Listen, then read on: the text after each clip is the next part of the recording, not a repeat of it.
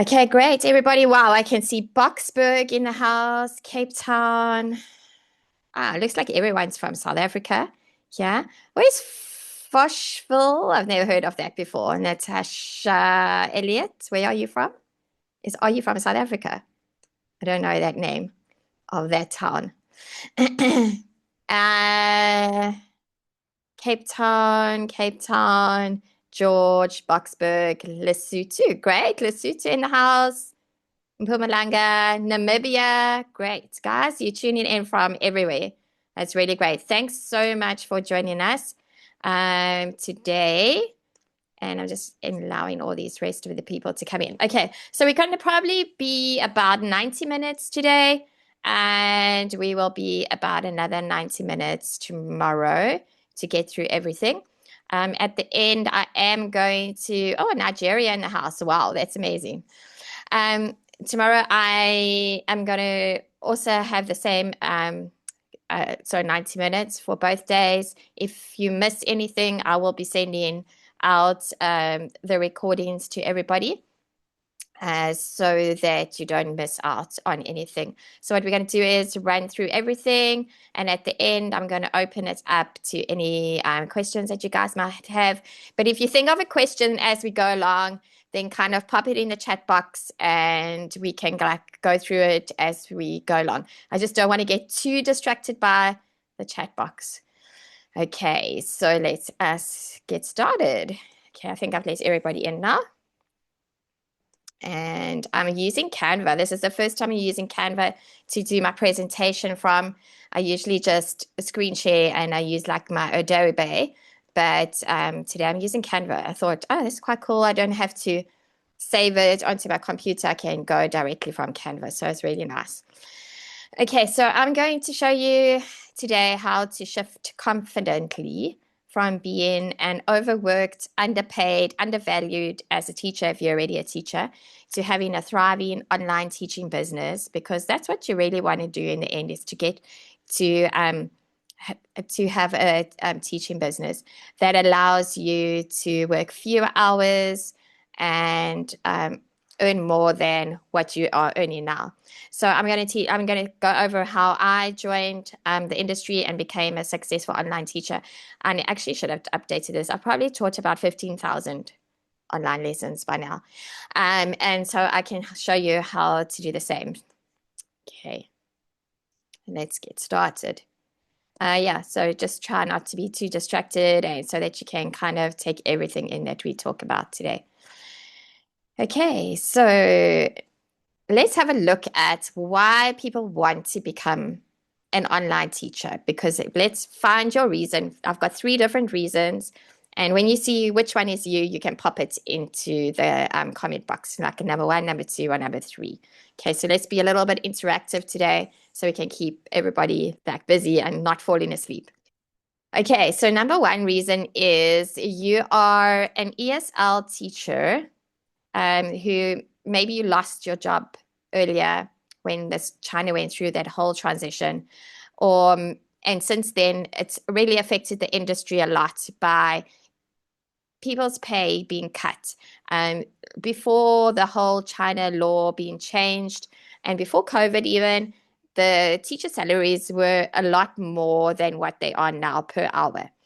But since the new laws in China happened, people faced like pay cuts, maybe reduced teaching hours with a lot of companies, and there's just a mass quantity of teachers that are queuing up for the positions. Okay, so you have to kind of, maybe that's you, number 1. Okay, we're going to go through all of these things. Number 2 is you are a classroom teacher. This is where I fitted in before. You're an inline classroom teacher who's tired of teaching back-to-back lessons with little free time. And now you want to take your skills out of the classroom and into the online world by creating your own freedom-filled online teaching business so that you can have more time and maybe more money freedom as well. Okay, so that's number 2. That's kind of where I came from, because I was teaching in a traditional classroom for 25 years before I started teaching online. And number 3 is you're an educator at heart. You haven't ever taught before. but you really want to get started to teach online as an ESL teacher for whatever reason that you might have, but you're not sure how to go about it and what you need to do to actually get started. Okay, so where do you fit in? Okay, Nancy, number 3. Okay, we got some number 3s, number 2s, number 3, number 2. No, number 1's yet. Okay, so number 3, 3, 3. Okay, so a lot of you aren't teachers already. Here's a couple of teachers, number 1, number 2. Okay, so we've got a lot of you are actual teachers. Kimberly, number 2. Okay, so 2s are coming. It seems like we've got quite a range of, everybody's kind of a mixture. Okay, so we've got quite a lot of 3s, people that haven't ever taught before. And we've got 2s, traditional teachers who maybe want to take their skills online and want to find out more. And we have got number 1s. Maybe you're already an ESL teacher, but you kind of want to grow and maybe increase the amount of money that you are earning. Okay, great, guys. Okay, Sarah, number 1. Danielle, number 3. Okay, so we really are a mixture today. Okay. Whatever your motivation is for becoming an online teacher, I have got your back, because when I started teaching online, I didn't know what I was doing. I just COVID happened. I kind of lost the job that I was busy doing at that time. And I thought, and I can see someone is Mary Banda. You're from Zambia. Tuning in. And I kind of needed to find something to do. So that's why I decided, okay, I need to go into doing online teaching. As a teacher, you always have a choice. Okay. So your path number 1, where you are at now. Okay, you can either choose not to start teaching ESL online or not to become an online teacher. Sorry, I'm just trying to admit everybody in so everyone's in. Mary Banda, hello. I saw you enter the room. Okay, so part number 1, you continue working for a school or a company where you feel stuck. You stay in your current situation of being overworked and underpaid. You don't grow, you don't evolve, or you don't adapt with the times. You don't upskill yourself to stretch beyond the confinements of traditional teaching or past what you're busy doing at this time. You stay an employee who works hard just to fill someone else's pocket. You continue to lack freedom, and you have 2 weeks of vacation maybe per year, and you feel uninspired, demotivated, unhappy. And in a year from now, you find yourself in exactly the same position as what you are in now. I don't know if any of you feel like this. Maybe some of you that aren't in the teaching industry can maybe pop in the comments what kind of work you are actually doing at the moment. All those 3s that are wanting to become online teachers. What are you currently doing? Okay, and let's look at path number 2. You decide to start teaching online and start your journey towards your own teaching business. Okay, you get to decide what, where, who, and how you teach. Once in the beginning, obviously, you're maybe going to work for a company. Okay, administration remotely.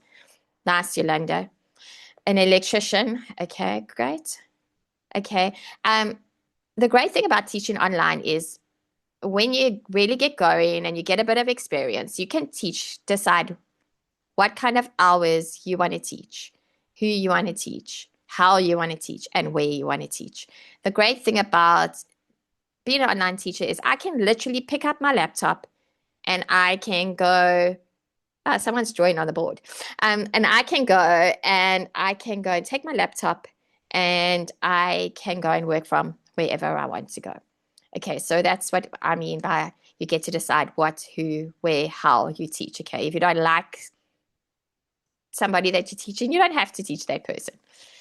You can claim back your power as a teacher and commit to making life-altering changes in the way you teach and live. You can create your own schedule and you make your own rules. You upskill yourself to stretch beyond the confinements of traditional teaching, and you invest in yourself through learning business and marketing skills, because that goes along with if you want to grow in the teaching career and you're wanting to go past just being a tutor and you want to make this into a business for yourself, you're going to have to learn a little bit of business and a little bit of marketing skills to market yourself. You invest in your education through your mentors, business coaches, and courses. You love what you teach, and you become inspired and motivated by the world of opportunities and possibilities available to you as an educator. And in a year's time, you realized, wow, you had the power all along, and you're in awe of the life you have created for yourself. Okay. So let's have a look over here. So which path will you choose? Let me know in the comments. You don't start teaching online and you continue feeling overworked, uninspired, unhappy, stretched, unfulfilled on that hamster wheel day after day after day after day. Or you choose path number 2, where you start teaching online and you work towards creating a life by your own design, creating your dream life with freedom, time, money as a teacher. Like, okay, I see loads of path 2s, yeah, coming up, okay. For me, it was just like, that's what I really wanted to do. I've always loved teaching. It was like always my thing that I've always wanted to do and I always did do. And this is just like, it's a cherry on top of everything else. It just is so much better than teaching in the classroom. Okay, so today we have an electrician joining us, an administrator, semi-government IT. Okay, retiring next year. I want to do something that I love. Good, Nancy, I like that. Private tutor, new ESL tutor, computer lecturer. Wow, that's cool. You can use that, computer lecturer. I mean, you can diversify what you're teaching as well. Customer service in financial service. So you could teach business English because you've got a bit of experience with that. Okay, I see everybody here is path number 2. No one's chosen path number 1. Okay, great, guys. My voice is a bit croaky because I've had quite a lot of lessons today. For the one day that I needed time, not so many hours teaching, I had like 7 hours of teaching today.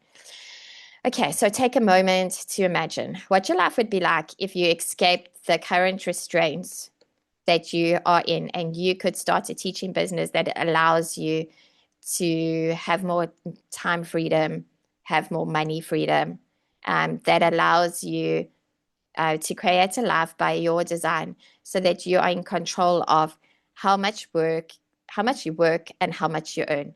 This is what you can work towards as an online teacher. Let me just give you an example. So my granddaughter's been a little bit ill and she had to go for an operation this last week. And I have another granddaughter that's 2 years old. And so mommy had to stay with the older one that had to go into hospital. So I was able to take off some time off of work. I blocked off 2 days and didn't work for 2 days because I could then look after my youngest granddaughter while mommy and daddy were busy with their other older child in the hospital. And that is what time freedom gives you. That's what the great thing is. When you've been in teaching for a while, you've built up your reputation, then you can get to that stage where you can work around and you can block off time when you really need time. So I'm at that stage now because I've got a lot of private students and I work still for like 1 company, 2 companies, but they're very flexible with what I do. So if I want to have time off, when I want time off, I can actually have time off. And that's really what I like about this.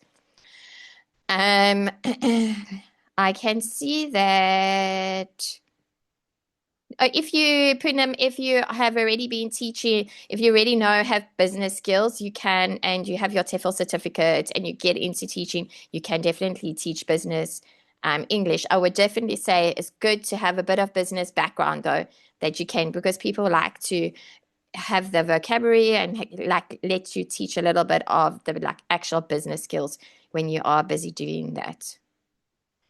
Okay. I worked in the bank for 20 years, did a lot of training new staff. Does that count me as? Yes, you could use that to your advantage, definitely, for business English. Okay, tomorrow in our session, we're going to be talking about choosing a niche. Okay, like we're going to go, maybe we're going to might touch on it a bit today, but tomorrow we're going to really look in depth about how to choose a niche and how to like find out what you actually want to do when you actually teach English. Learning the skills and knowledge is essential to becoming a successful online teacher and moving into being a teaching business owner, which is the golden ticket to the freedom that you desire. Okay, as an online teaching business will allow you to earn what you're worth, free up your time so that you spend more time with loved ones and do things that you are passionate about. But the first step to getting prepared is getting prepared so that you can actually get hired as an online teacher. Now, obviously, your very first step is you've got to decide this is what I'm wanting to do now, and you have to get that TEFL certificate. And once you've got your TEFL certificate, then you can start looking at applying for jobs. But I just want to give you guys a background and go over a couple of things to make things a lot easier for you. Because I know when, oh, more people in the waiting room. Sorry, I didn't see them. Okay, there we go. If you guys have questions as we go along, just pop them in and I'll try and answer some of them as we go, and then we'll come back to questions at the end. Okay, so my business success came from an unwavering determination because I wanted to learn skills and strategies and knowledge of starting as an online business. I didn't just sit back and think, okay, I'm going to join this company now and I'm going to get started. And then that was it. I actually went and I did courses and I did extra things to teach myself the skills that I needed to be successful in the online teaching. I didn't just do my TEFL because I already wasn't teaching before and I've done a lot of certificates. So I'm always learning. So I've did like some marketing skills now and I've done some business skills and I've done a whole lot of extra things that I've added into what I'm already doing. So you're kind of trying to upskill yourself so that you can start earning more and more money as an online teacher. Okay, so now I've formulated a step-by-step strategy and guide to help new online teachers get ahead and get started quicker so that you can start benefiting from your business much faster. Okay, we're going to be calling this a business because ultimately that's what you want to get into at the end. Okay, so introducing myself, I'm Kathy. I have 2 online teaching businesses. I love traveling, reading, and meeting people from different countries. Love it. And that's why I like online teaching too, because I get to meet people from all over the world, get to chat to them, learn about different cultures, and I love it. I love family life and having time to spend with my family. I love setting goals and achieving them and helping others to do the same. And I'm extremely passionate about helping teachers create freedom in their lives and in the way that they teach. I've been doing this for a long time. And on one of the platforms that I was working for, I was a teaching mentor on that platform. So we had to get trained on how to teach and how to train new teachers coming onto the platform and mentor them and help them to grow as a teacher. So I have lots of experience in it. I started my first online teaching job in 2019, and I was doing full-time ESL job like for a company, but then I stopped doing that and I started to work on an online teaching platform, which was a marketing platform, which allowed me to earn more an hour. But I needed that first job where I came in at a lower where they paid you a lower rate because that taught me everything that I needed to when I went to the marketing platform, to Amazing Talker, where I could earn a lot more an hour. I already had the experience that I got from working for the company where you get fined and all of those things that go along with working for companies. I always make over $2,500 a month just from teaching ESL, and I've helped hundreds of teachers to earn an income online already. Okay, so that's a little bit about me. So where it started is these are some of my kiddies, but their parents have all given permission for me to put these on. So, okay. Where it all started, teaching back-to-back lessons in a traditional school, smiling all day, feeling unfulfilled and uninspired, drained, burnt out, teaching materials that you ended up hating just because you teach it over and over and over again, stuck on a hamster wheel with no end in sight. I see you go civil engineer technician. Wow, that's good. You guys that have got these skills, like you can definitely use that to help yourselves in your teaching career. Like you can use what you've done in the past and bring it into what you're doing now. You don't have to specifically have been an English teacher. You could have done something like this, like civil engineering and banking and all the other things. I see there was an engineer as well. You could definitely use that to get started. Yes, a TEFL certificate, 120 hours is good enough to start.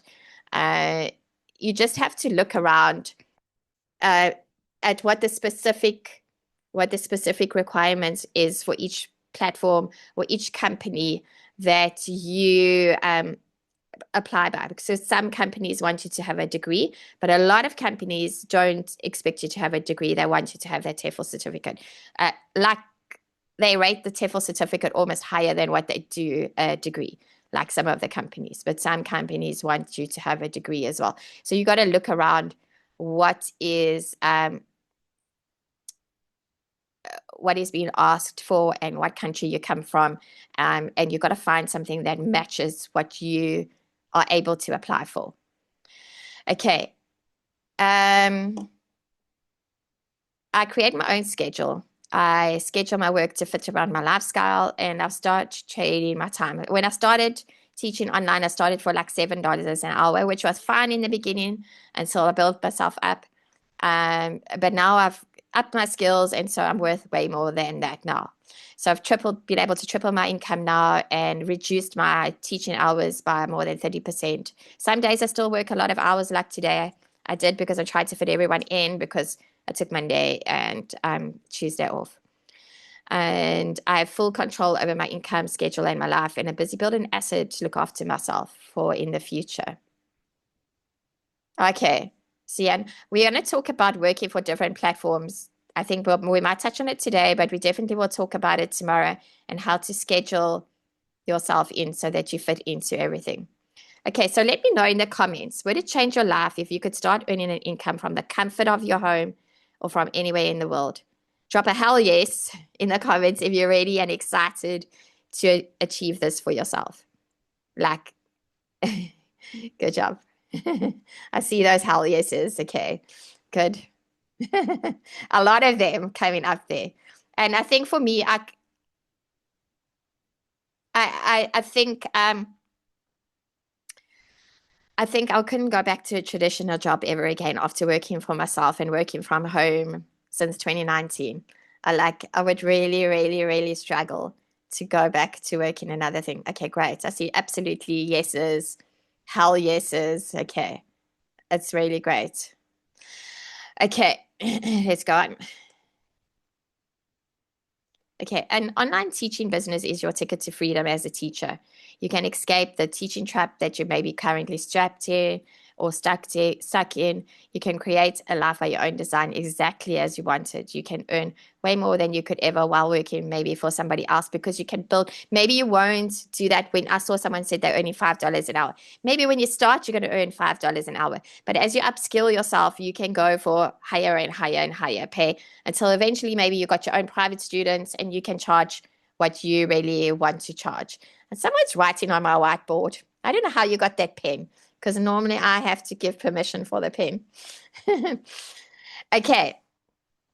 You will experience true freedom, and you can teach what you're passionate about, which we're going to go into more details in tomorrow about, like teaching what you're passionate about, like finding your niche, finding something that you really would enjoy to teach. Okay. You don't want to go to online teaching and you say you choose to teach kids, but you absolutely hate teaching kids. And it's just something you don't like doing, or you start teaching business English and it's just not for you. Like, you need to find something that you're passionate about, and that's the thing that you're going to teach. Maybe when you start, you're going to be teaching a whole range of different people if you're working for a company. But then you're going to find out what do you actually like to teach, and you can go into that area then afterwards. Okay. Oh, let me just quickly let these people in here quickly. Okay.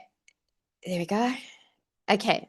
So we're going to look at limiting beliefs that inhibit teachers from teaching online, discover your teaching niche, your teaching curriculum program versus session-based teaching.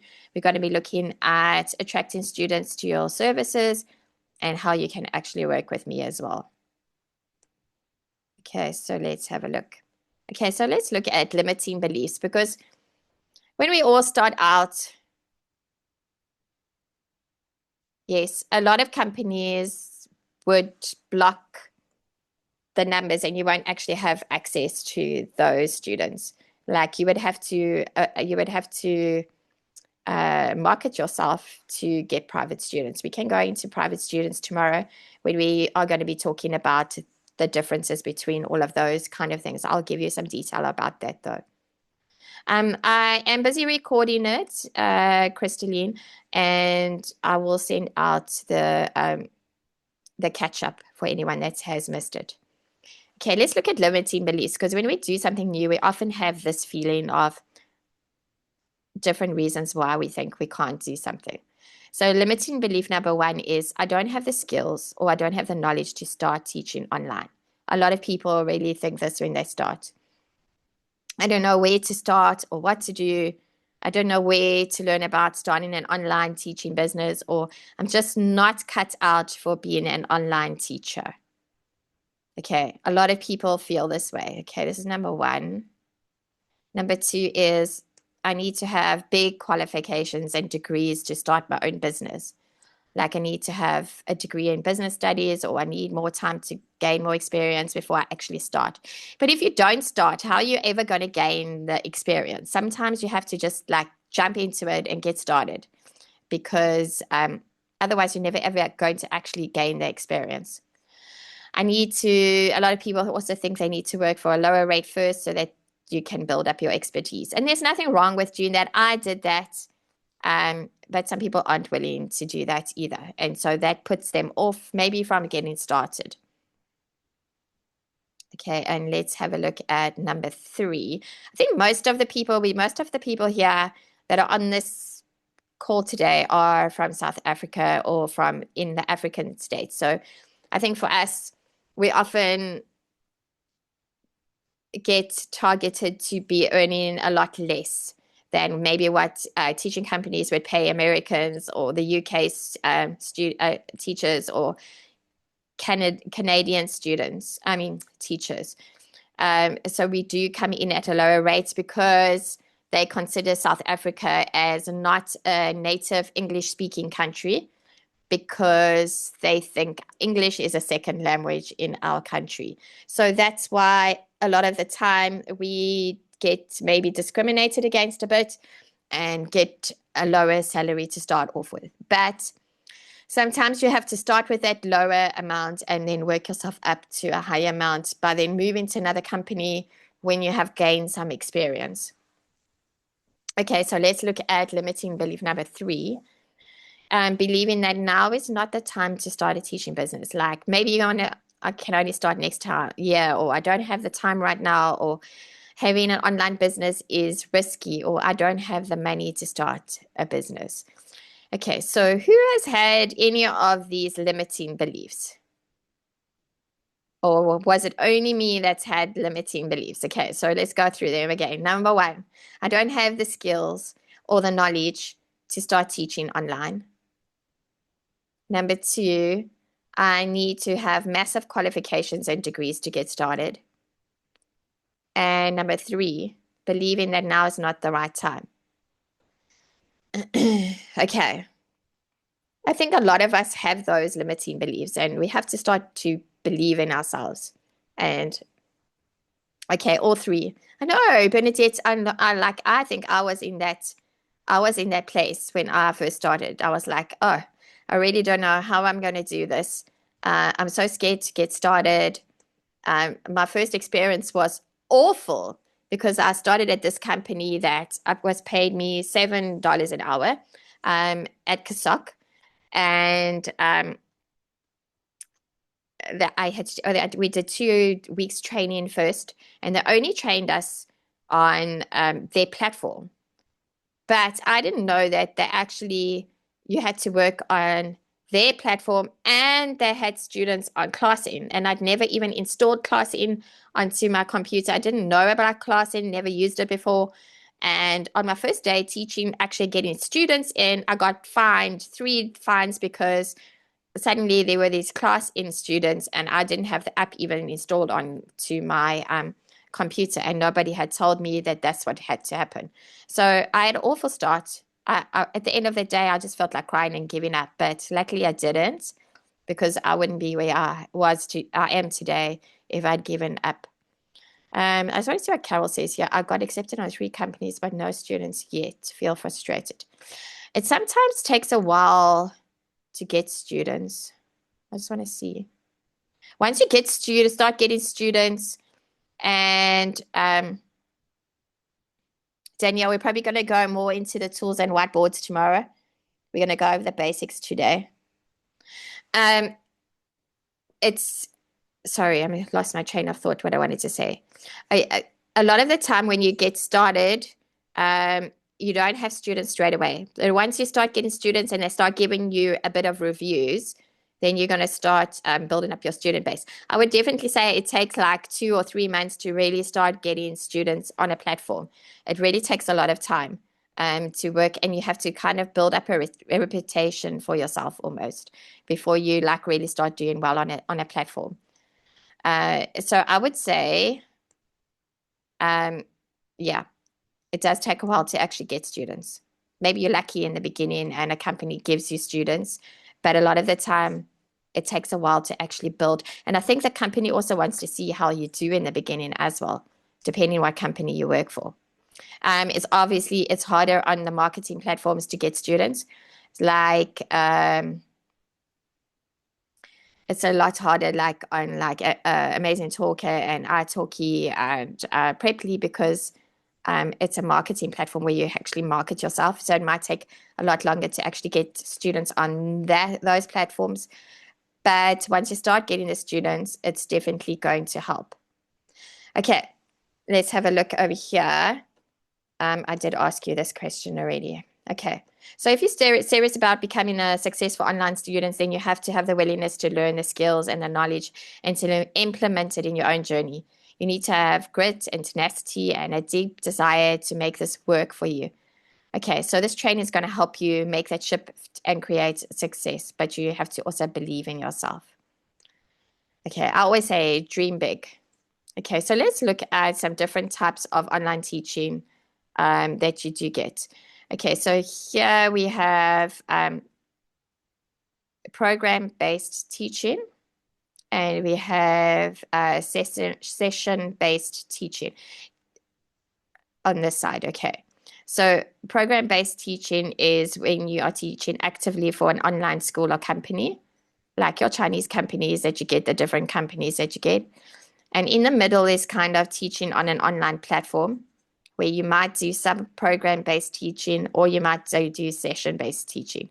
But when you do teaching independently, you're going to do session-based teaching, where they are probably your students are going to buy packages from you. Maybe they're going to buy like 10 lesson packs or 20 lessons or 40 lessons. And you got to discuss with your students, like, what are you going to be teaching them for that amount of time?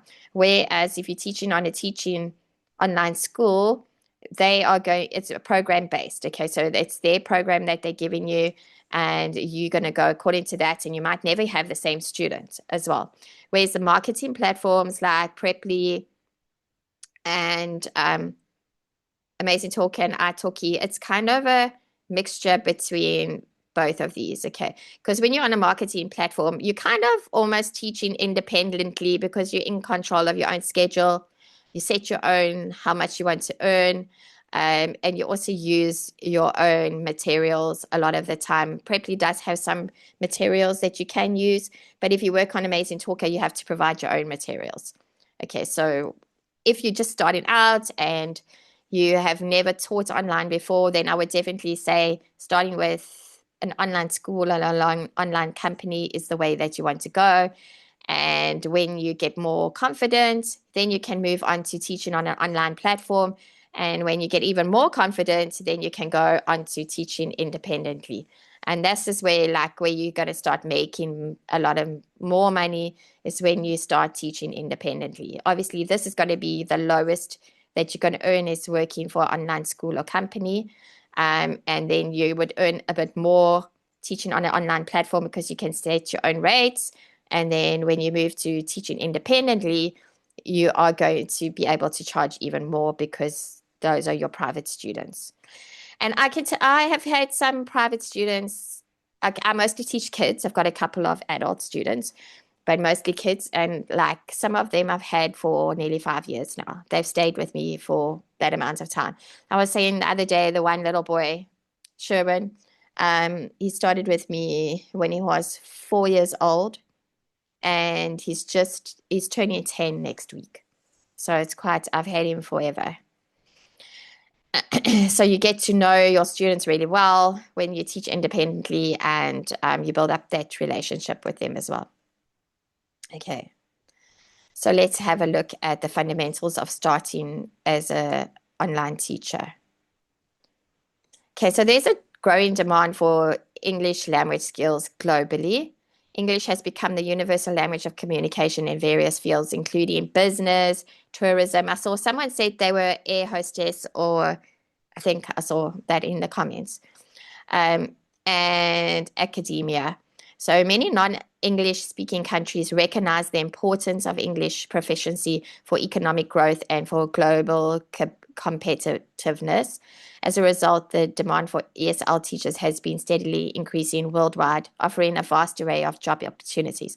So you'll find your Asian countries, your South American countries, your Eastern European countries, they like having English lessons. Okay, those are the countries where you're probably going to get the majority of your lessons with. Kristalina, what age group is the best to teach? Okay, it's completely up to you. It's like what you like teaching. I enjoy teaching kids, so I teach from three. My youngest kid I've ever had was 2 years old, and I mostly teach until about maybe I think my oldest child student is 15 or 16 this year. He's turning 16. And then I got a couple of adult students.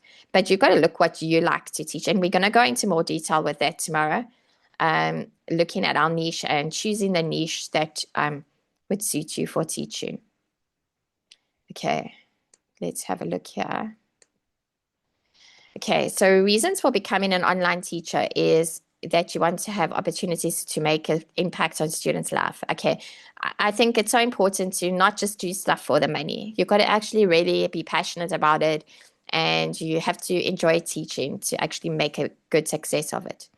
Is our online teachers play an important role in helping students develop their language skills and enhance their confidence in English? By teaching English, you can empower students to pursue further education, career opportunities, and cross-cultural connections. Witnessing the progress and growth of your students can be incredibly rewarding and fulfilling. I have this student, Daisy. She's just turned 10 this year. And so she started with me when maybe she was 5. Maybe she was 5, turning 6. And she couldn't speak any English. When she came, she could hardly speak any English. And we started doing English lessons then. And so I've taught her all this time, 2 or 3 times a week. And this year she did her KET, which is a Cambridge exam. And she got such good marks. Like a KET is an A1, A2 level exam. And she actually ended up getting a B1 grade, which is like above that. So her English level is above the A2 level. And so it's incredible to see someone that couldn't speak English has did so well in 4 years that she speaks fluently. I can have a proper conversation with her, like in my normal speed of speaking. And she did so well in writing, reading, speaking, everything. And that's just from continuously practicing and developing her English skills. So it really is a very rewarding job. Okay, so the great thing also about it is it's the flexibility in choosing your working hours and where you can work from. Online teaching offers flexibility in terms of your working schedule and your location. You can choose to work part-time, full-time, or even as a freelance ESL online teacher. So you can still maybe carry on with your 9 to 5 if you wanted to, and you could start doing this like part-time, maybe on the weekends.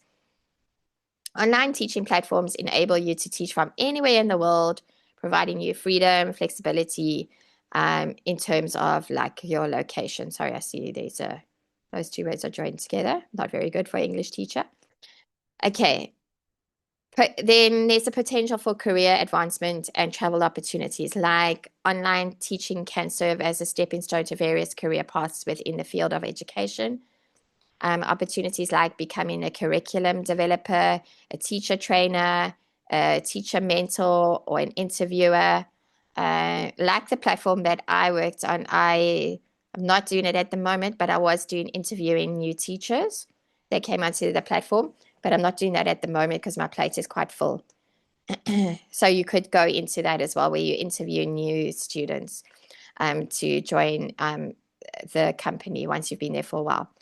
Online teachers often have the opportunity to travel and work in different countries, experience new cultures, and gain valuable international teaching experience. Maybe you guys can pop in the chat box, like, why do you want to become an online teacher? What are your reasons? Okay. We're going to look at writing a CV and a resume. Okay, so one of the biggest steps of getting started as a teacher is to make sure that your CV and your resume is top notch. The importance of a clear and well-organized resume is often the first impression that potential employers have of you as an ESL online teacher, because they don't know you, they don't get to see you, they don't know who you are. So this is something that's really important. So a well-crafted resume can help you stand out from other applicants and showcase your relevant qualifications and experience.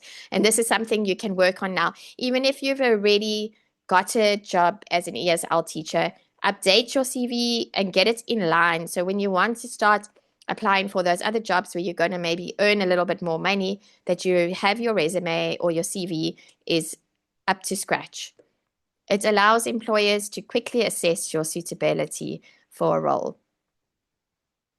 So you have to include your relevant educational background with your certificates and any experience that you have. So start with your contact information at the top of your resume, including your full name, your phone number, your email address, and your LinkedIn profile. If you have a LinkedIn profile, include it, because you'll see that they will go to it and they will also check it out.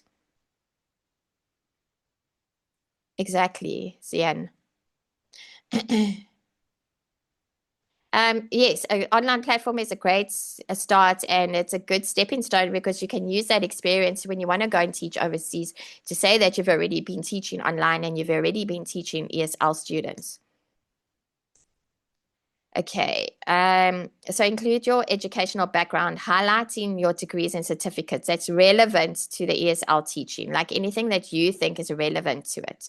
Mention any specialized skills or knowledge that's related, like as experience with teaching specific age groups or proficiency levels, or the person that was in the bank, or like something that you can bring that extra skill on teaching something to business skills or whatever it is that's going to make you stand out from the crowd. Emphasize your accomplishments and your achievements in previous roles, like include a section.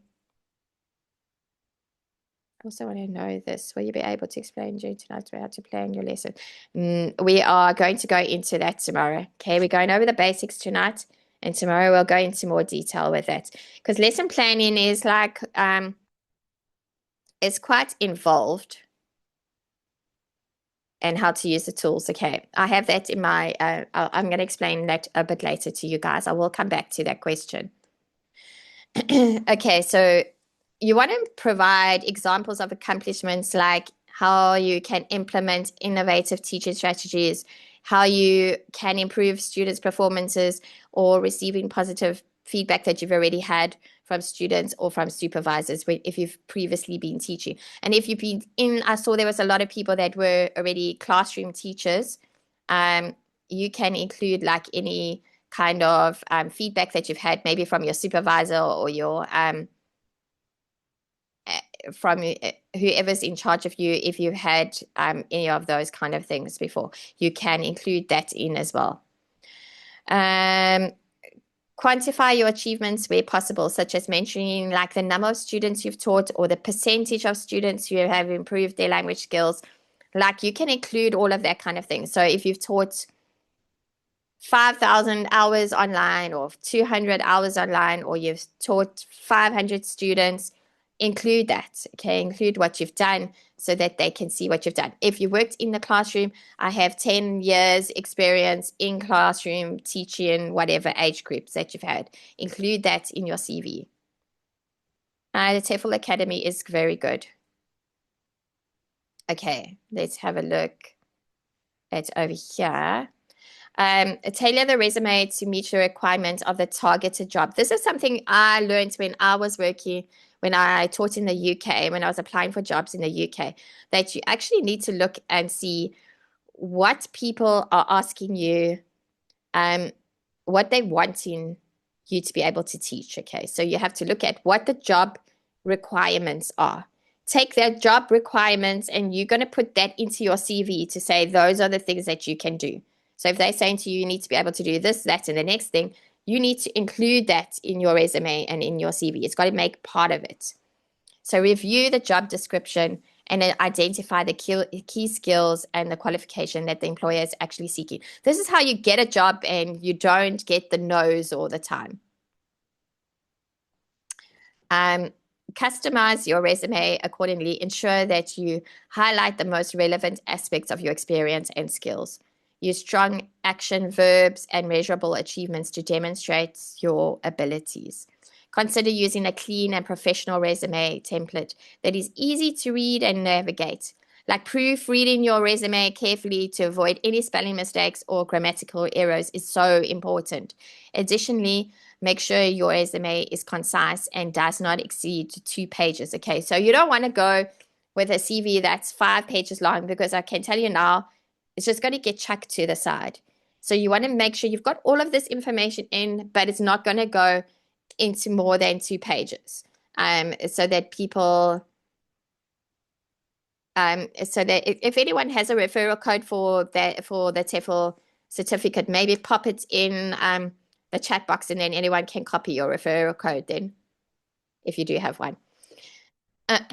Anyone that's wanting to do the TEFL certificate. Okay, so that's writing the CV. Okay, the next really important thing is, and again, if you already got a job, you want to update this, because it's not always going to be the same. You're going to gain more experience, and you're really going to want to know how to do. This is the second most important thing. Okay, so the purpose of a self-introduction video is often requested, or most of the time is requested by employers during the hiring process. Even if you are going to be working on a marketing platform, even if you are going to be working independently and having private students, you still need a self-introduction video, because people need to know who you are. Okay, they want to know what you look like, they want to know how you sound, they want to know what your talking speed is like. So that is the purpose of a self-introduction video. They want to know what your personality is like, what your teaching style is like, what your communication skills are like.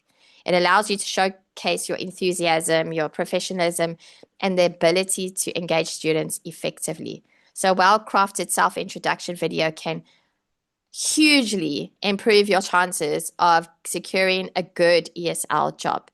They're not going to rate you on the bottom and give you the least amount of money. Maybe if you've got a really good self-introduction video, they're going to maybe pay you a little bit more. Okay, all of these things add up and count towards what you want, what you're wanting to do to get yourself out there. Okay. So tips for recording a professional and engaging video is like introduce yourself confidently. Begin by stating your name, your educational background, and relevant teaching experience. Briefly explain your passion for teaching and your love for language learning. Highlight your teaching experience and your qualifications. So share details about any previous ESL teaching experience if you have it. Include the age groups and the proficiency levels that you've worked for, like if it's beginners or middle students or advanced students. Emphasize your certifications such as TEFL or TESOL or Delta or SALT, whatever you have done. Whatever other things you've done. If you've done a degree in any kind of degree, it doesn't have to be a teaching degree, could be one in marketing skills or a degree in whatever it is, you can add that in. If you have experience with specific teaching or digital teaching platforms, like mention them as well. Like maybe you know how to use Classroom, maybe you're not really good at using Zoom. Put that into your self-instruction too.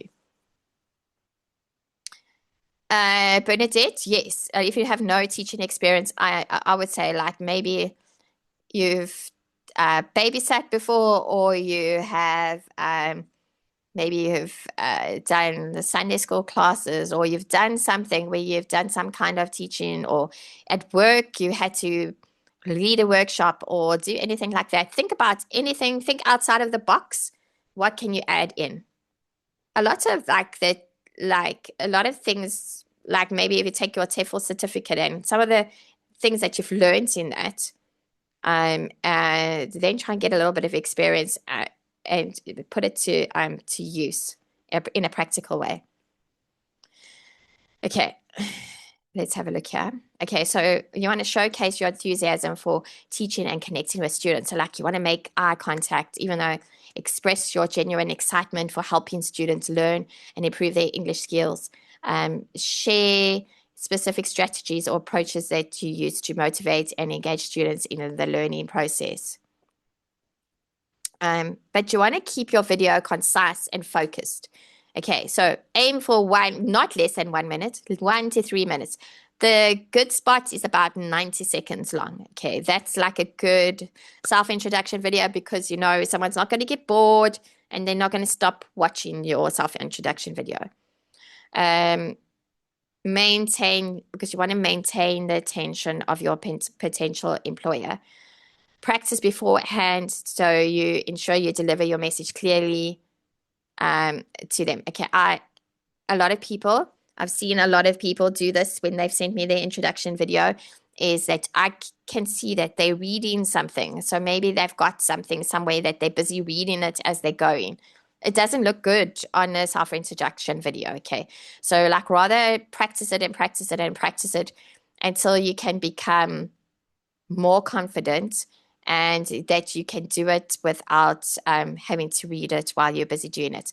And you can always like add, like it's good to put maybe you can use like some text into it. So if you've got any editing skills,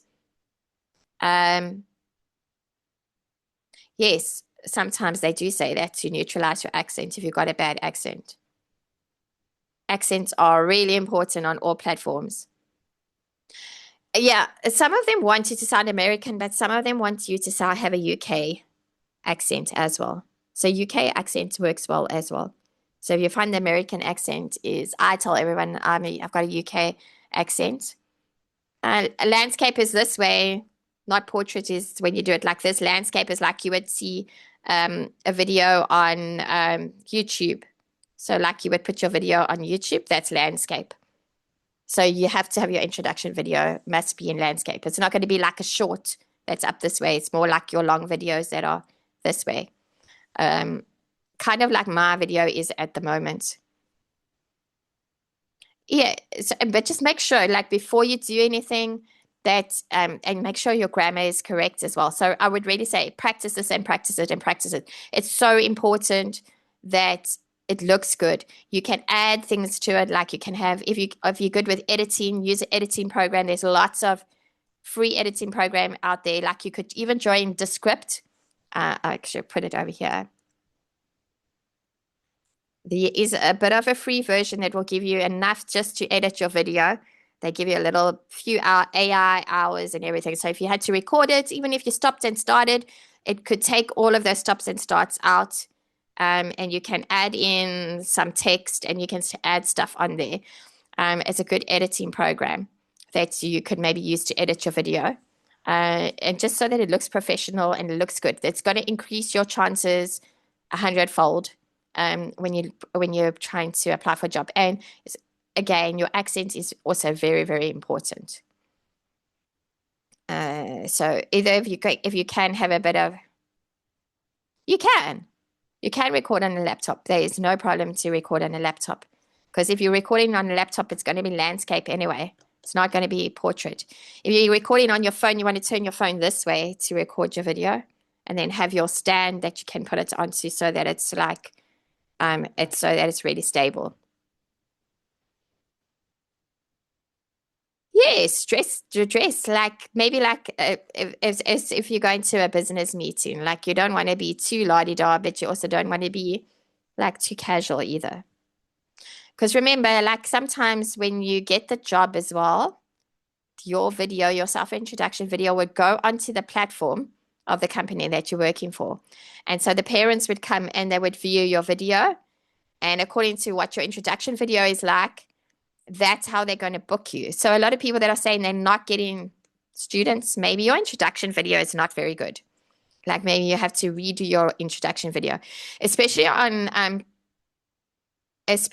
on Preply and on Amazing Talker, italki. It's going to be on your actual profile. So when people come to your profile, they're going to look at your self-introduction video first before they even book you. And I can tell you a lot of companies, the main companies, all the Chinese companies, they market you by using your self-introduction video. So you have to make sure that it's one of the most important things. That's why we're doing it today. It's like even more important than anything else. And even if you've got a job already, if you're wanting to apply for another job, you have to make sure your self-introduction video is correct. Like for me, I've just updated mine the other day, because when I'm getting new students, I can't have something that says on there, I've got 1 year, like my self-introduction video was so old. It said I had 1 year's experience. I don't have 1 year's experience teaching online. I've got like 5 years experience teaching online. And obviously the more you teach, the more confident you're going to get and the more skills you're going to develop that you can add in as well. So it's something you're wanting to maybe update every year at least, or every 6 months, or every time you are going to go and apply for a new job. Use that program that I put there, that Descript. It's a really good editing program, and there is a bit of a free version which will give you enough to edit this video. They give you a certain amount of minutes a month free. Okay, make sure you're using appropriate lighting, sound, background. Ensure that your video is well lit and your face is clearly visible, because they're going to think, okay, I can't see this person. Like, this is how they're going to teach. I'm not going to be able to see them because they're all dark. There's shadows all over them. Their headset, it doesn't sound clear. So make sure you're using a microphone, a headset so they like you to have a headset on. Like when I first started teaching, I didn't have a headset when I started either. And the lady said, hey, this doesn't look really good. Like you need to get a headset. And have a clean professional background. So if you're going to be teaching adults, you don't need this on. You probably just need like a plain bookshelf, maybe with a plant on it, something like that. Your self-introduction video is an opportunity to make a positive impression on potential employers. But be authentic, be engaging, and professional throughout the recording. Consider rehearsing your self-introduction multiple times to feel comfortable and confident before you start the recording. Okay. And play it to someone. Get someone's feedback on what they think it is like. I know it's embarrassing, but it's something you have to do. Okay, and then I want to go over to passing your demo lesson. Okay, next step. Okay, so this is where a lot of people also fail and just you don't get past this stage. Preparing for a demo lesson and understanding the requirements and the objectives. So before the demo lesson, carefully review the requirements and objectives provided by the hiring institution or the employer. Make sure you know what they're looking for before you do the demo lesson. There's been so many times that I've interviewed people on Amazing Talker and they haven't prepared their lesson.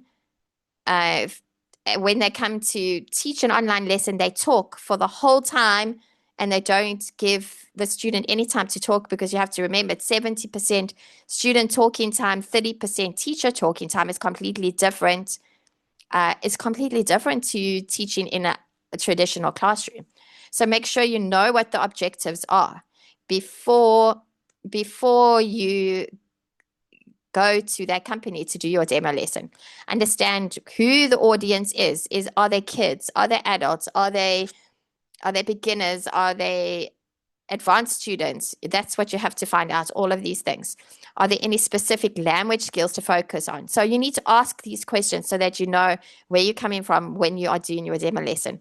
Familiarize yourself with the teaching materials or resources, or what platforms they're going to be teaching on. Are they using Zoom? Are they using Classroom? Are they using their own platform?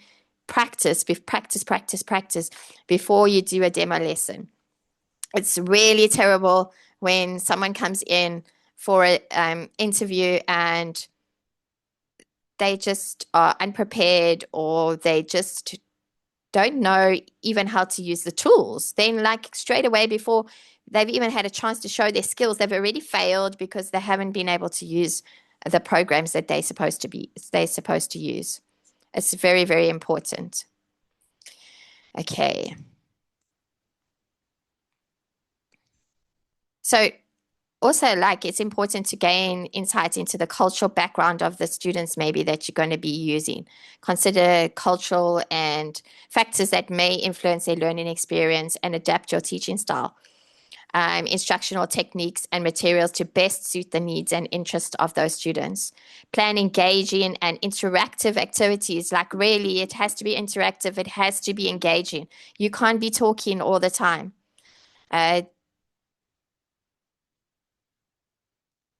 Carol, I'm going to send out a link in. I've sent out like 100 emails today, I think. I'm going to send out tomorrow. I'll send out a link. I think I'll upload it onto my YouTube channel, and I'll send everybody the link. That's probably going to be the easiest way. So, and then you can definitely get the recording.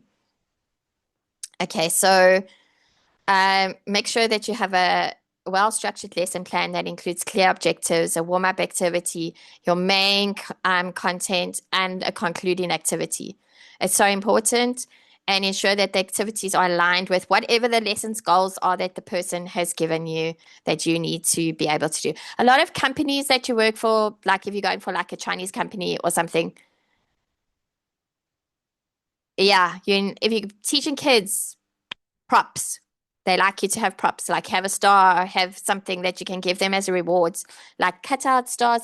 Like I cut out food I don't have my food stuff has been, it's not in good condition anymore, but cut out like a cupcake and a star and ice cream, a pizza. And every time they did something good, I would give them a reward as well, so that you're giving them rewards and keeping them engaged as well the whole time. Yeah, I am going to go through some of the tools tomorrow. We will touch on that, but I will also be telling you what else I'm going to be doing. Okay. So ensure that the activities are aligned with lesson goals and foster active participation and language practice. A demo lesson is important to get into a company, to get into the marketing platform. But once you start teaching private students, you're going to still have to do almost like a demo lesson, because you're going to have to do trial lessons to get that student to like you and to get that student to sign up with you. And for me, it's like really an important thing. That's why yes, you do demo lessons for adults too. You don't need props for adults though. You won't need props for adults. So like for me, like most trial lessons that I do, I get the student. I never really go to a trial lesson and come away and I don't get that student as a student for myself. because I just try and find out all these things before I actually do the trial lesson. I ask a lot of questions. Okay. Time is ticking. Okay, so you want to incorporate various aids like props, multimedia resources. I can see a lot of people are asking about tools. Like, okay, we can look at like Zoom, and we can look at class in tomorrow as well in a little bit of. I'll show you how my ones work. PowerPoint presentations like videos, flashcards, real life objects. If you're busy teaching a lesson on fruit, you can have like real objects, or you can have pretend plastic objects. Try and really make an effort for your demo lesson so you pass it and you get in. Okay. Use appropriate visuals and props that are relevant to the lesson. A lot of the time, when you go to a company and you go to do a lesson and a demo lesson, it's often going to be with kids. It's not often that it's going to be with adults. Often your demo lesson is going to be with a kid. You've got to also demonstrate good classroom management and student engagement techniques, like try and find strategies to how to manage your classroom effectively, like setting clear expectations, using positive reinforcement if you get a naughty child or someone that just doesn't want to do what you want to do. And monitor your students' behavior. Try and bring them back. Try and learn their names so that you can always call them by name. It helps to focus them. Engage students actively throughout the lesson by really encouraging participation. 70% student talking time, 30% teacher talking time. Remember it. Like try and incorporate different learning styles as well. Okay, so again, look at like what the cultural background is and what they're learning is that they need, like what are their learning skills that they need that you can help them with. Plan activities that align with the lesson goals though. So whatever they're telling you to do, you have to make sure that you're structuring your lesson according to that. Okay. It's really important if you want to like be able to pass this. And then once you've done it, I would definitely say practice delivering. If you have time to practice and they've given you what you want to do, or you're making your own lesson to do it, make sure you practice it before the time. Become familiar with your content, your timing. It's very important. If it's 25 minutes, you cannot finish your lesson at 23 minutes and 59 seconds. It has to go on for 25 minutes. You also can't go on to 26, 27, 28 minutes. It has to be that timing. So you want to know how long it's going to take you to do each slide, how long it's going to take to get to that so that you are within your 25 minutes allocation. So it's a really important thing. Your transitions between slides, like you don't want to have dead air where you're not talking. Do the demo lesson for someone, get some feedback from people. And if you've done a demo lesson and you haven't passed, ask them, what did I do wrong? Why didn't I pass? Can you give me some feedback? Remember to demonstrate your passion for teaching and show that you can effectively convey information, engage students, and create an enjoyable experience for them so that they want you to teach them again. They want you to come back. I know you're going to be nervous, but you've got to just try and hide that nervousness. Okay. I think we'll go through this, and then I just want to see what the time is. Okay.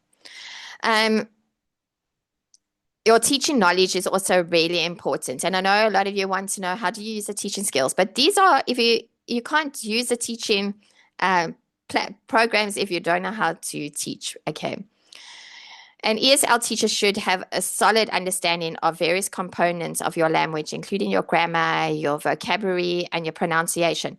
Okay, so you want to really get yourself up to speed with those kind of things, like your vocabulary, your pronunciation, your grammar, parts of speech, okay? Chinese students love to know all the different parts of speech. Present perfect, past simple. They like to know that, okay?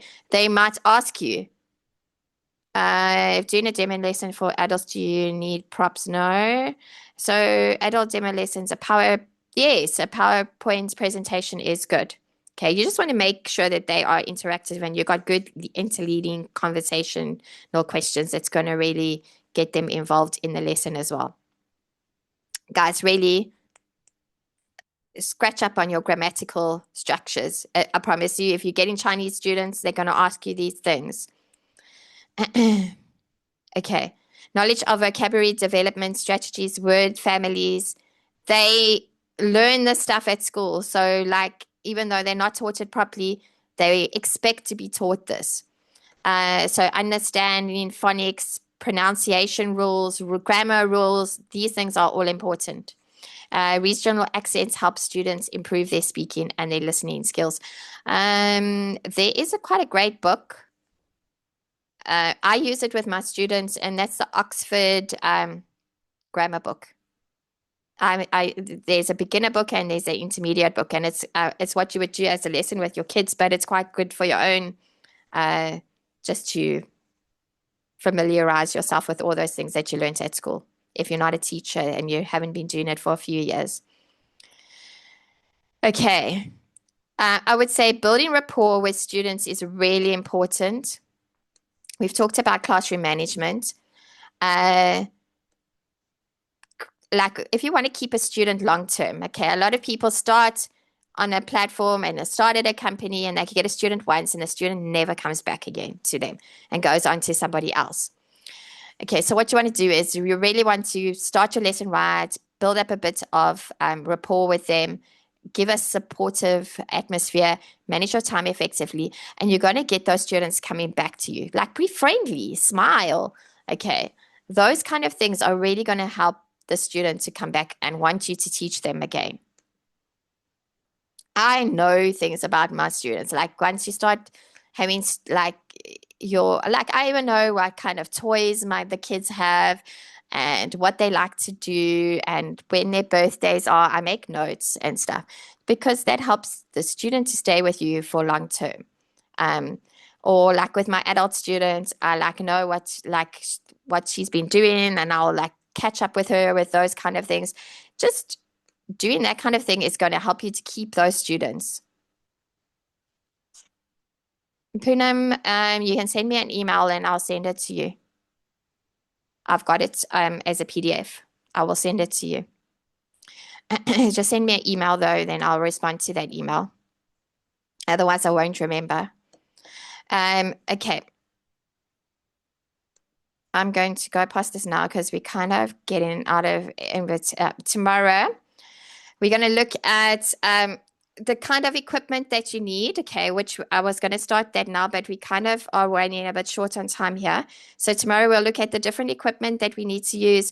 We're going to look at, I think everyone wants to know how to use the whiteboard and all of those kinds of things. So I'll share my screen a bit tomorrow and show you guys all of those kind of things. Let me just go over this quickly before we go out. Okay, so you want to make sure, sorry, let me just go back here. I'm just going to quickly go over this. These are the things you need to start online teaching: a computer or a laptop, a high-speed internet connection, okay, at least 10 up and 10 down is what you actually want in. And an important thing as well is not just your speed, it's also the latency. So how much your internet lags, okay, that's a very important thing. So you don't want that lagging of your internet. And you want to have a backup because I know in South Africa, often our stuff goes out or we don't have internet. So you want to make sure you've got a good backup for your internet. Okay, so then you need a good webcam and a microphone. I just use this is off Take-A-Lot, and it's a gaming headphones with a noise cancelling microphone. An interactive whiteboard, which you can get on Zoom or in class if you're teaching, and often the teaching platforms will have that as well. You want your lighting and equipment to be good. Those ring lights are really good, and natural lighting in the day is also quite good to have. You want to be able to screen record if you need to, and you want to be able to have these things on your laptop like Zoom, Google Meet, Microsoft Teams, Class all the teaching. Just find out whatever they are busy using and you need to really make sure that you know how to use those equipments. Okay, we're going to go through these things tomorrow, so I'm just going to go past this. Okay, and I'm going to go into niche as well, like what your niche is, and that tomorrow. I just want to go to further on. Hold on a second for me.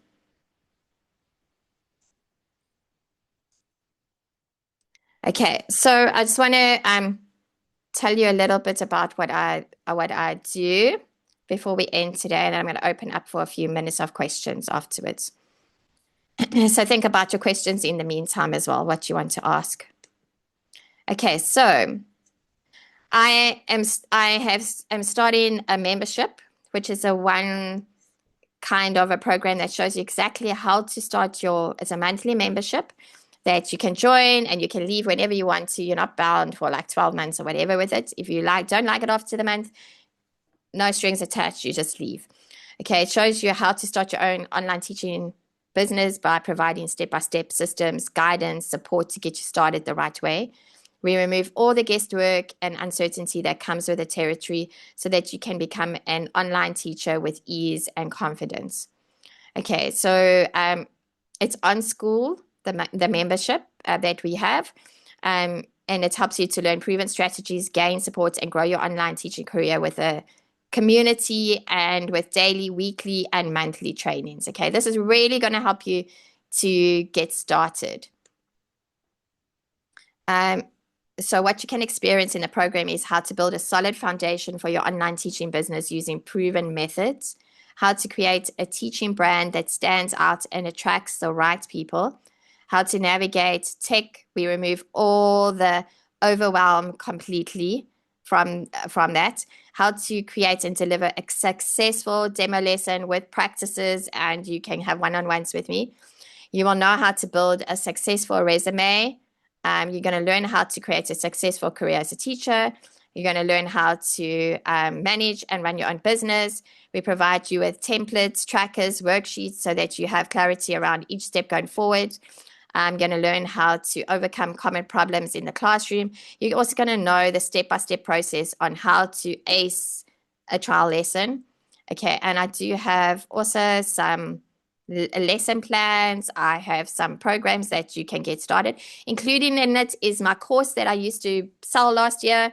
I'm going to be including it in the membership. So you're going to have access to Let's Get Hired course, which includes 6 modules of the course, Introduction to SL, Developing Important Skills and Checklists, Problem Shooting and Assessments, How to Do Assessments, Achieving Success, Demo Lesson, Practice and Building a Profile.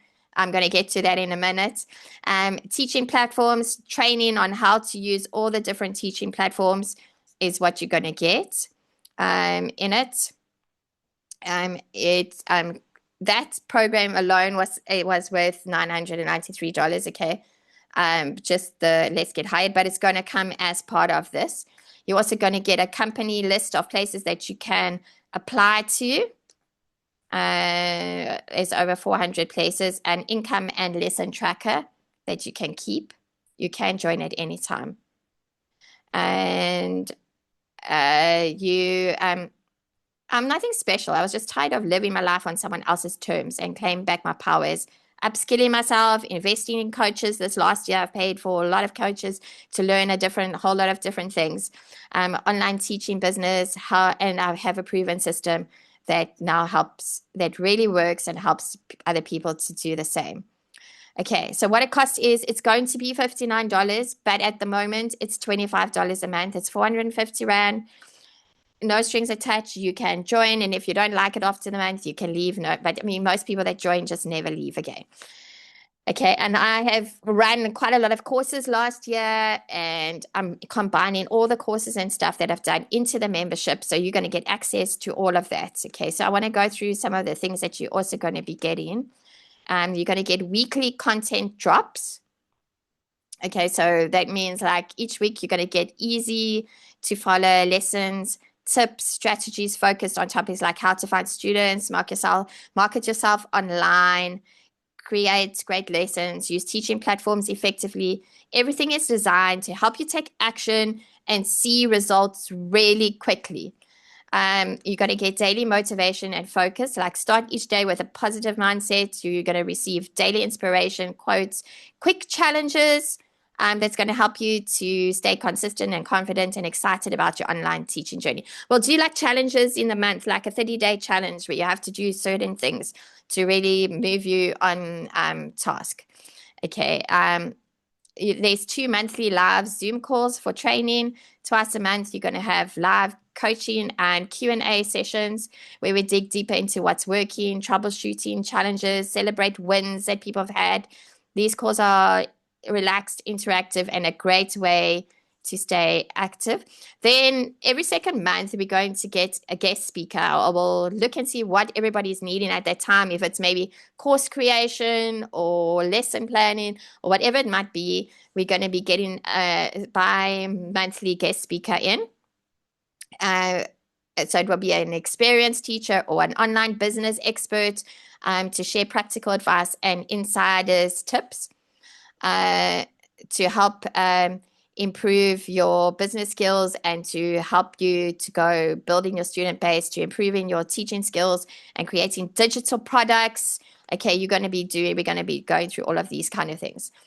Step-by-step resources. So we're going to be building up a growing library of templates, checklists, lesson ideas, platform comparison, startup guides that are going to help you confidently begin to grow your online teaching business. Okay, this is all going to be in the membership for you. Basically, it's going to be your go-to for anything that you need teaching online. Supportive global community. You're not alone inside the group. You're going to meet friends, make friends. Ask if you're having a bad day, write in there. It works well for non-natives as well. Okay. It's not going to just, we're going to work on accents. We can even do a bit of accent training and stuff to really help you guys. You're going to meet friends, have experience, answer a question. Just this year, I've been in a few communities with different courses that I've been in, and it's amazing because you have this support of people that help you along the way. You're not on your own. You're not just left there to swim and sink. Okay. Online ongoing growth and accountabilities. You're going to stay motivated, reach your goals, going to look at goal setting, constant check-ins, challenges, guidance that's going to help you build momentum and keep improving week after week after week so that you get to a stage where you think, oh, wow, look how far I've come in this amount of time. Okay, someone's there to hold your hand.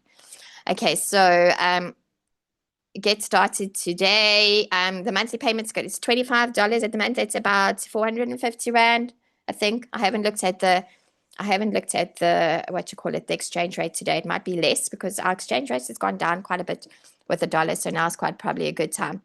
That is, I will pop the link in the chat at the end. Let me see if I can. Yeah, that is the link, but I will pop it in an email to everybody because I don't think I have it. I did save it, but then I sent emails out just before I went on. Okay, I don't think I can, and I can't copy this now. Okay, so if you're ready to get going, that is the link. Okay, so what you're going to overcome is the uncertain. I'm going to give you the link afterwards. Okay, I'm going to put us on big for the Q&A, and then I'll be able to quickly copy the link for you. Okay, there we go. 428. Wow, it's gone down. Okay, that's quite good. Okay, I will put it in the chat in a minute. Okay, so here's what you're going to overcome: the uncertainty of how to move forward, the fear of failure.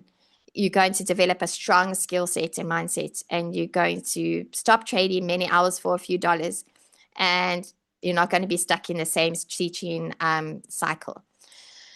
Okay, so I think what we're going to do is I'm going to stop this at the moment, and we are going to go for a Q&A session. Let me just stop my share quickly. Oh, there's so many of you. Yeah, that's so awesome.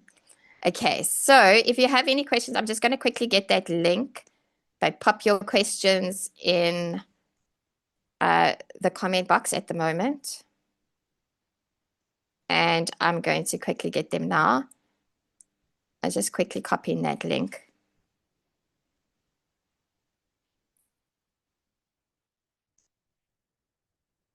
And where is it? But in the meantime, just pop your questions in the comment box and we'll go through any questions now. Okay.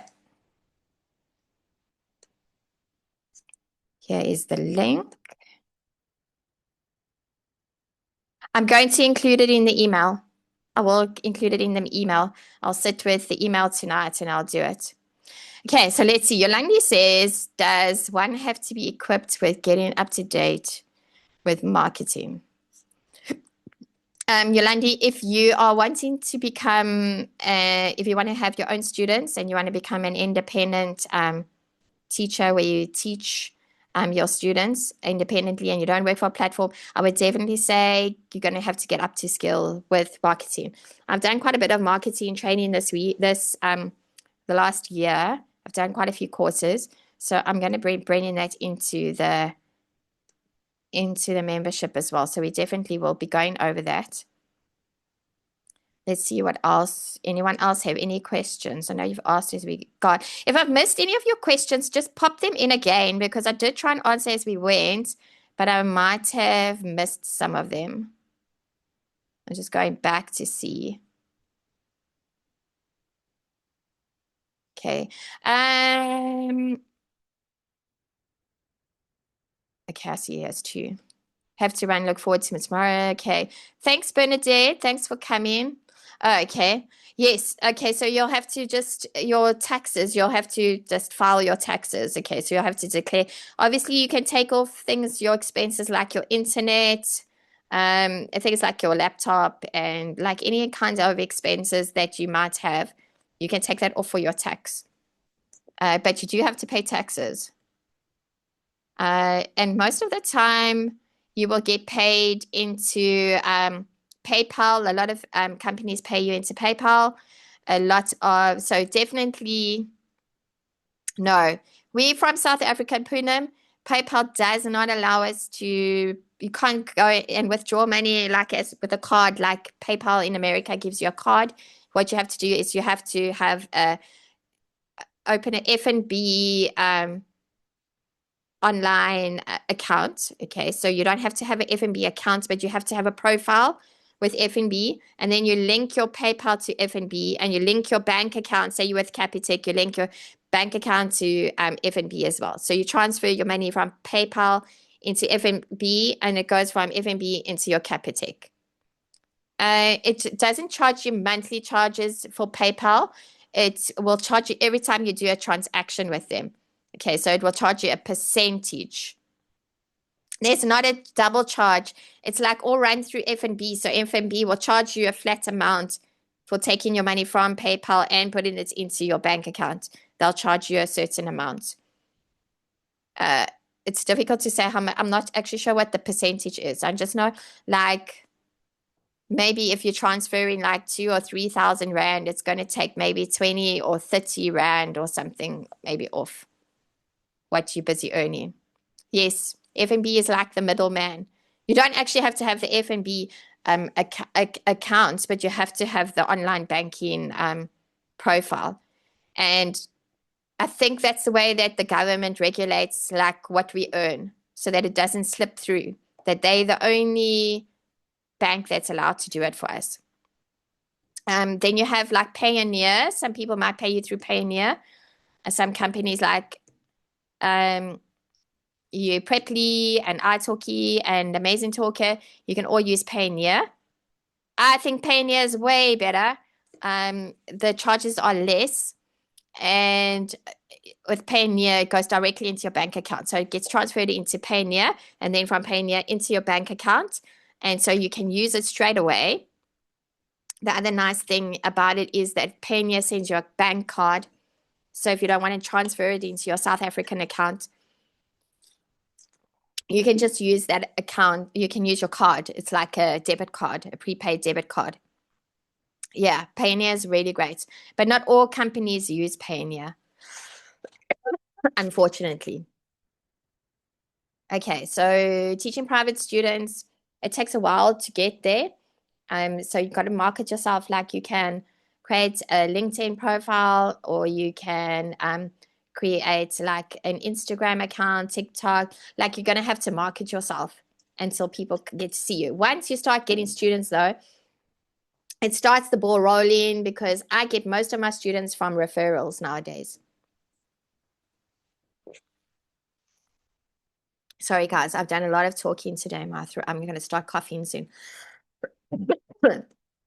Okay, so you can draw with, yes, you can take your card and you can use your card in like to pay for your grocery. Like you can use it like a bank card. Like you would use your Capitec card, or would use your Standard Bank card. You would use your Payoneer card like that as well. Okay, I'm going to cut it off there. If anyone's got one more final question that I will answer.